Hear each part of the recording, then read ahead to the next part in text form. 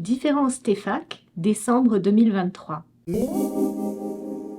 Le nouveau format d'examen arrive en force ces jours-ci. Je vais tenter de répondre à vos questions les plus fréquentes et démystifier le nouveau format d'examen. De plus, vous trouverez mes recommandations à la fin de cette vidéo. Tout d'abord, quelles sont les grandes différences? En premier lieu, la section compréhension orale. Tout d'abord, la durée de l'examen de 40 minutes ne change pas. Cependant, le nombre de questions qui était de 60 auparavant change pour 40 questions. L'ancienne section A devient un choix entre 4 images à organiser et non plus 5 comme auparavant. De plus, il n'y a plus de marqueur de liaison entre les différentes images. En ce qui concerne l'ancienne section B, le caractère du message disparaît, ce qui signifie que vous n'aurez plus à choisir familial, amical, etc.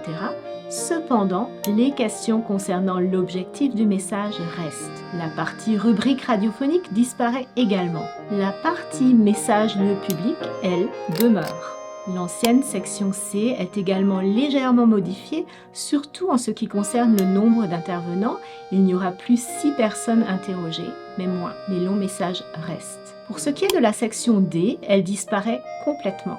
En second lieu, la partie expression orale, elle, ne change pas, avec les sections A et B telles qu'auparavant. En bref, la question la plus fréquente que je reçois est la suivante. Est-ce que cet examen est difficile?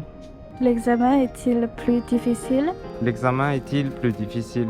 En toute honnêteté, je ne pense pas que l'examen soit plus difficile qu'auparavant.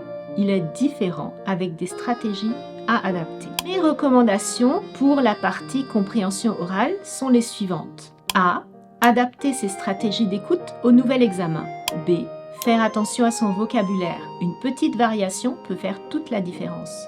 C. Prendre son temps pour pratiquer et écouter les médias, pas seulement français.